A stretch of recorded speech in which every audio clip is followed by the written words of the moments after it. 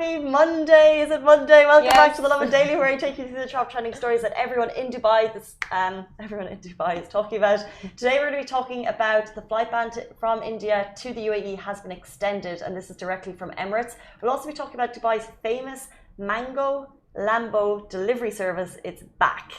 And we'll also be talking about those who were found flouting COVID-19 rules and regulations at the super sale this weekend were heavily fined. And Team Angel Wolf's Motorbike plus Sidecar has hit Dubai roads, and it's adorable. We're going to be talking more about that much later. But first, all of that. However, I want to point out that today is World MS Day. It's a day for people to share stories, raise awareness and campaign for everyone affected by multiple sclerosis. So later in the show, we're actually going to be joined by Derek Krieger, who's Professor of Neurology at MBRU and Chief of Neuroscience at Mediclinic Dubai, working at Mediclinic City Hospital in DHCC. So please, if you have any questions about MS, drop them in the comments. We see you on Instagram, we see you on Facebook, and hopefully we'll get to them later in the show. I think it's going to be a really, really good chat about MS to just raise awareness, particularly for women our age. We just want to get the message out.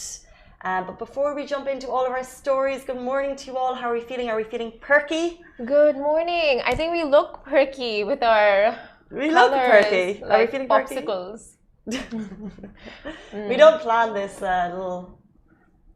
Looks like watermelon and mangoes, you know, like so summery. I would have gone fruity. Strawberry. Strawberry. Oh yeah, strawberry because you've got the and lemon. dots. Lemon. But yeah, I like mango. Well, mango is very themed because it's mango season now. I actually dressed for the show. I knew we were going to talk about mangoes today. Interesting. Did you? No. I'm feeling perky, but not. Usually we have coffees on the table. I know. There's no coffee. Usually you have coffee on the table. How come there's no coffee with you? Well, I don't usually have it. I always have it on the side over. Oh yeah, over there. Because Ali, are you a coffee drinker? Yes. 100%. I can't start my day without coffee. What's your coffee routine? Wake up first thing in the morning, straight black coffee. I used to be like that. I love me some black coffee. Like I don't like a frappuccino and none of those. I love black. I used to love frappuccinos, but then I started to drink black coffee, and then I'm like, yeah, that I'm explains your energy. Me? That explains that. Yes, I drink coffee. Yes. Yes, that explains my energy in the morning. I'm so hyper. How many during the day do you have? I try to limit it at 2 because two cups. Just because for my own health and safety. For our health and safety as well, Ali. I think you're on one today. You're just like, I don't know if you're watching Facebook. Can you see Ali? He's on like an extra level. Maybe it's 2 cups before the show, Ali. Maybe. But, later on in the day, I'll have another cup just just to pick me up. I'm a 2-person coffee, and I cannot drink coffee after 4. Guys, tell us what's your coffee routine? I'm gonna start coffee, but please tell us about your expensive coffee haul. Well, yeah, coffee routine in terms of how many you drink a day, where do you drink them, and how much are you paying? Because I got a coffee this weekend. I'd love to hear your answers. I don't even want to say it. It hurt me so much. I went to like I would never question a bill because I have that that kind of shame that you're like you don't want to be embarrassed for questioning a bill. I looked at her. I was like, "Are you kidding me?" It was like 38 dirham just for normal black coffee. Well, it was a flat white. Flat white. I don't know the price range for coffee, so it's expensive for a flat white. Yeah. Ali, isn't that expensive? For what? 38 dirham for a coffee. Jeez. Yeah, it is expensive. Coffee should be cheap. Maybe it had gold flakes on it. See? Well, they didn't tell me if it did. See, the cheaper it is, the better it tastes. That's what I see. That's with everything, yeah. That is so true. I agree when they with have that. a little foam on top of it. It's very nice. Did it have whipped cream? Anything extra? Almond milk, but I think that's a little bit extra. Look, it's 38 dirham. That's a lot. ridiculous. How much do you pay for your coffee? How many coffees do you drink a day? 2 for me is also enough, and I have to stop at like 4 p.m. or else I'm like sitting awake at 12 o'clock at night being like. But was the location really expensive? Because after the conversation we had yesterday, it just opened my eyes on how restaurants price their menu. Yeah, it was a hotel in Abu Dhabi. Hotel in Abu Dhabi? Okay. In a good location. Oh, okay. But still, 38 dirham. Mental. Let's jump into our first story. Emirates have confirmed the India flight ban is extended until the end of June. Now, I'm very aware this is not the information stranded expats wanted to hear. Emirates have confirmed the flight ban from India to Dubai will continue until June 31. So an update from the Dubai airline was shared to their website yesterday. They said, and actually they have updates on South African flights. They also have updates on Sri Lanka, Pakistan. So if you go on there, you can get all of that information, and we will share it on Lovin Dubai later today. But they said the most recent one was the Emirates India flight ban, and they've said Emirates has suspended passenger flights from India effective, as you know, from April 24 until June 30. And furthermore, passengers who have transited through India in the last 14 days will not be accepted to travel from any other point in the UAE. So also transit travel, because I feel like people are probably looking at alternative options to get from India to the UAE. We've heard about different charter flights, and people are, I'm sure, looking at other countries to travel to. But if it's been the last 14 days, if you've transited through India, you will not be accepted into the UAE. Nearing the end of May now, last day of the month, I think. Another month that's been extended. Simran, I know that you're closely aware of the heartbreaking stories of people who are stuck there. So we really feel for you, and you're praying that even if you are there, you hear that you're safe. Yeah, I know. They've been stranded they will be stranded for 68 days now, and that's a lot. We had this conversation earlier this morning, and he said this is something we saw last year as well, and so many devastating stories coming in of people, like you said, parents away from their children, people losing their jobs. And I would just want to say, it's not just to India that the travel ban has been implemented, to so many other countries, Sri Lanka, Pakistan, Bangladesh. So I would really want, if any companies out there are listening, and CEOs, bosses, anyone, just support your employees the best you can, because it's a hard time for everyone. And I think, as humans, as humanity, the least we can do is support each other in any way possible, because there is no way for a lot of the people to come back. Things have just skyrocketed prices, charter flights, private jets, and that also more restrictions put in place for them. So if we can support them, it's just a great thing to have with you morally and karma. And it's interesting because obviously supporting people, and I know that this decision, I'm sure, wasn't easy for Emirates to make. It's not easy for governments to make. It's very, very tricky to cut flights. First of all, if you're totally honest, look at the economic benefits. It's not benefiting anyone, but it's a decision they have to take for our health. And with that, Emirates did announce at the start of the month that they had created a humanitarian bridge, which I think is quite interesting. So Emirates, the UAE, standing with India, they created an air bridge between Dubai and India to transport urgent medical relief. They partnered with a lot of humanitarian efforts, and they did it for free, which was kind of like an amazing act of generosity to make sure that even though people aren't able to fly back because of restrictions and because of trying to safeguard our health, they are making sure that the relief is getting there in dribs and drabs. I know that more is needed, but at least they're making the effort to make sure it's getting there from the UAE, which is fantastic. It's always great. The UAE always sets an example for great leadership and generosity, only for people and entities to follow. So that's just amazing to see. It's worth noting, by the way, if you are stranded, there are exemptions. I'm sure you've heard about the exemptions for a very, very small few cases. So if you have the UAE Gold Visa, or for diplomats who want to travel, so maybe it's time to sit at home and get applying for that Gold Visa. Yeah, we've seen so many golden visa holders even coming back on private jets, and of normal passenger flights being the only passenger as well. So that's very hard to see. That is hard. It's such a waste of, not a waste, it's so many resources being put in. But actually, to be honest, flights from the UAE can go to India.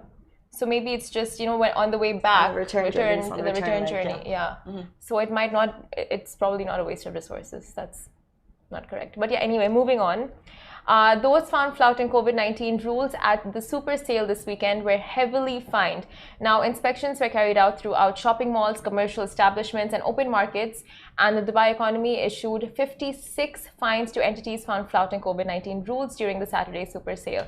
Now, fines were issued to 32 retailers in shopping malls who failed to implement mask wearing and social distancing, 20 restaurants and cafes for allowing dine-in services to continue after permitted working hours, and 4 open market shops. Wow. Yeah, now before I continue and give you guys more information on this, I just want to say, like, over the weekend, I wasn't at the sales, but we were just chilling at this bar restaurant, and when it was time to leave, so usually I think now the new timing is 2 a.m. for all bars and clubs around Dubai, not clubs, bars. I'll be up at that time. But there were so many people while we were leaving at the bar restaurant. There were so many people just like, no, we're not going to leave now, just leave it open for 30 more minutes, 30 more minutes. Yes. And people were going around different, so it was in Souk Al Bahar, and people were going to different venues at Souk Al Bahar and saying, open up, 30 more minutes, 1 more hour, please. And you know, I'm sure establishments have to abide by these rules and regulations, but some customers actually make it so difficult. Like, they get so aggressive and like, you know, just very requestful and desperate for like just that some more time or that one more drink or one more, you know, meal, or I don't know, all those kind of things. So well, this is interesting because we're obviously seeing that although the city is opening, and definitely I was at places this weekend, it feels much more like the city is alive. There's more people out. Restrictions did lift slightly. However, all of those the restrictions that are in place are there for a reason. And as Simran said, like, there are fines still happening, and there are checks constantly happening by the DED. If you look at their Instagram, or if you look at their Twitter, all of those gyms, restaurants, cafes, salons are being constantly monitored. They have to abide by the rules to a T. So if you were one of those people asking for a restaurant to remain open, please be aware that they could be fined severely, heavily for that. So not just them, you as well. But apart from that, so the social distancing violations were mostly spotted at payment counters and shoppers.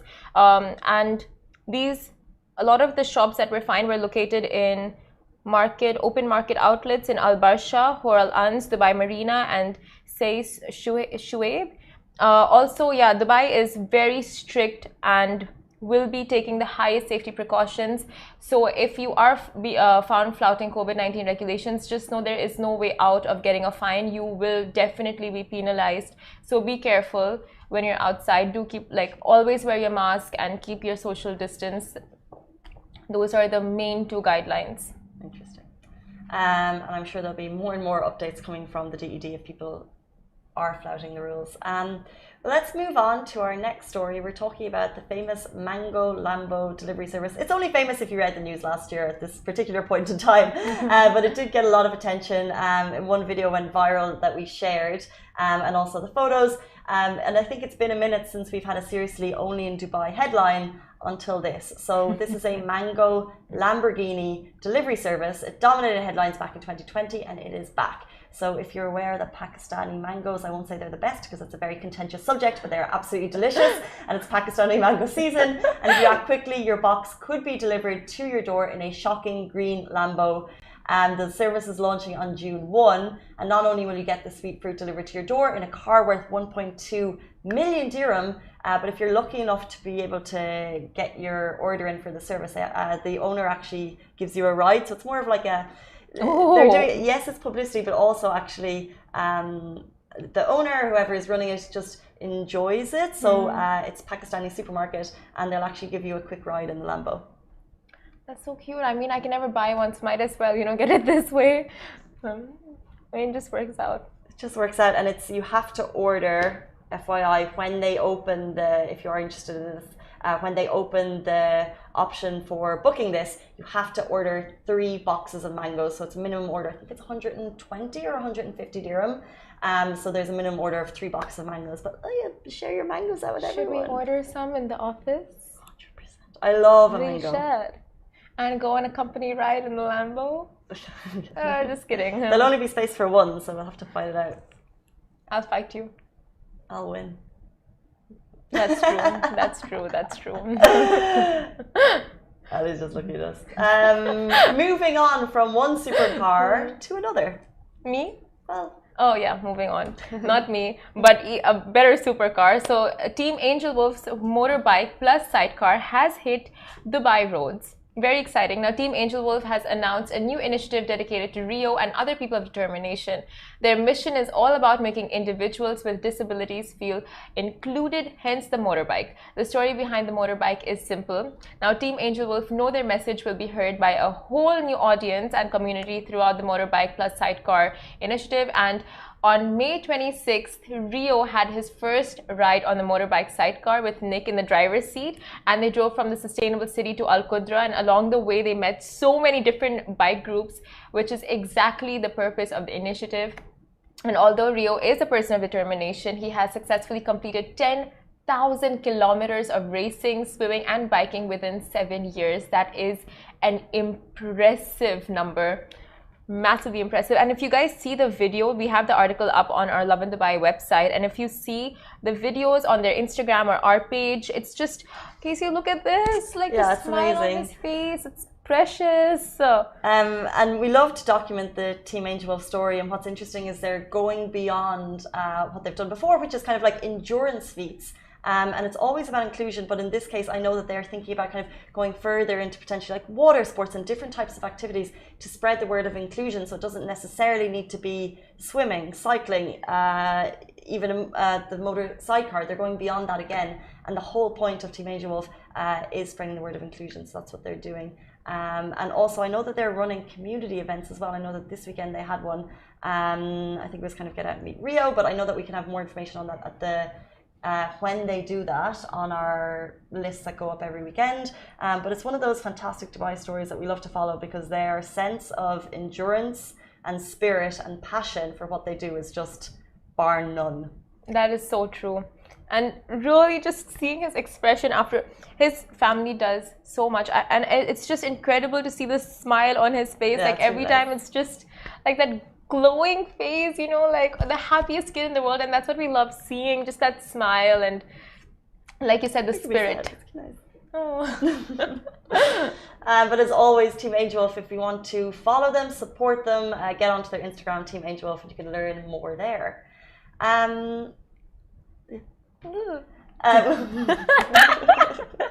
What was that? But moving on to a doctor. Yes, a doctor. So earlier in the show, we mentioned that today is World MS Day. And after the break, we're joined by Professor Derek Krieger, Professor of Neurology at MBRU and Chief of Neuroscience at Mediclinic Dubai. He'll be answering any of your questions that you might have, so please drop them into Facebook. I'll keep Facebook open. Stay tuned. We'll be with you right after this. Bye.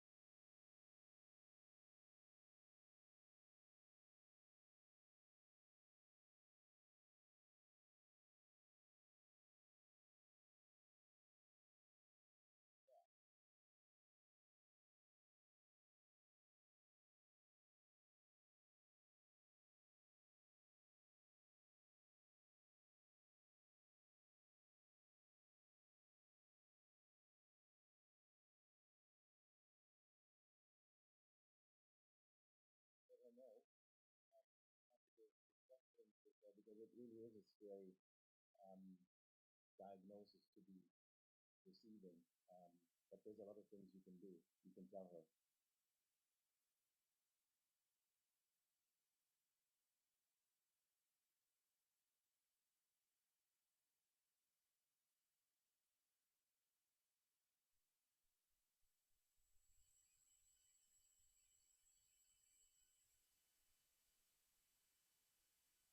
Yeah, of course.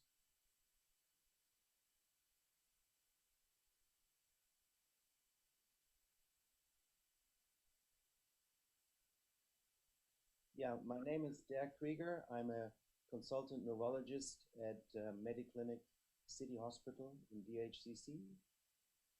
Enough? And I'm happy to be with Kathy today.